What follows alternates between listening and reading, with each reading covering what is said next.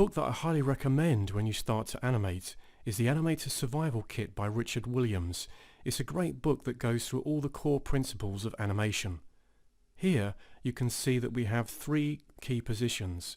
Now when you block out a walk, it's good to think in these terms. We're going to need 8 positions in total, but the 3 we have are a good starting point. If you carefully look at the position on the left and the right, and the one in the middle, you'll see that those positions are lower than the pass position in the middle. This gives weight to your figure, and when you start to block out a walk cycle, it's best to do it in this way. Always start with contacts and then the pass position. Let's have a look at the settings for the animation. Basically, a normal walk cycle is 2 steps per second. And a second is 1000 milliseconds in Spriter.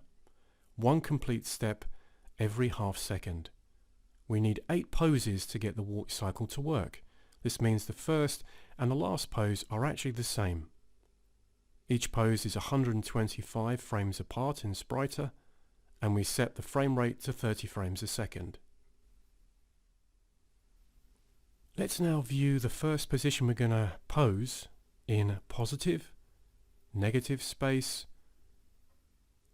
a line sketch, and now a stick figure. So you can see with the stick figure the spine is leaning more forward. A common fault for beginners is not leaning the body forward enough. And you can see here I've put a small image of the final pose in the right hand side of the screen, and now I'm carefully trying to pose the character. Here you can see, so I've got the front leg forward and the back leg further back. You need to make sure opposites, so the upper arm is opposite to the back arm and the lower leg is opposite to the back leg. Now with this animation I'm using the auto key feature in Spriter, so I don't need to set keys myself. So I start with the first pose at frame 0.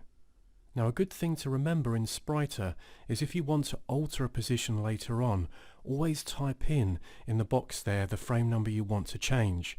If you don't do this, you might end up with extra poses you don't need.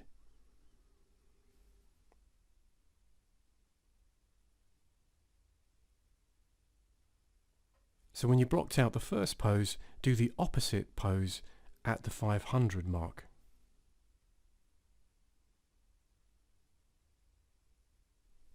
Always remember, the arms and the legs counter each other. And take your time to get the pose right.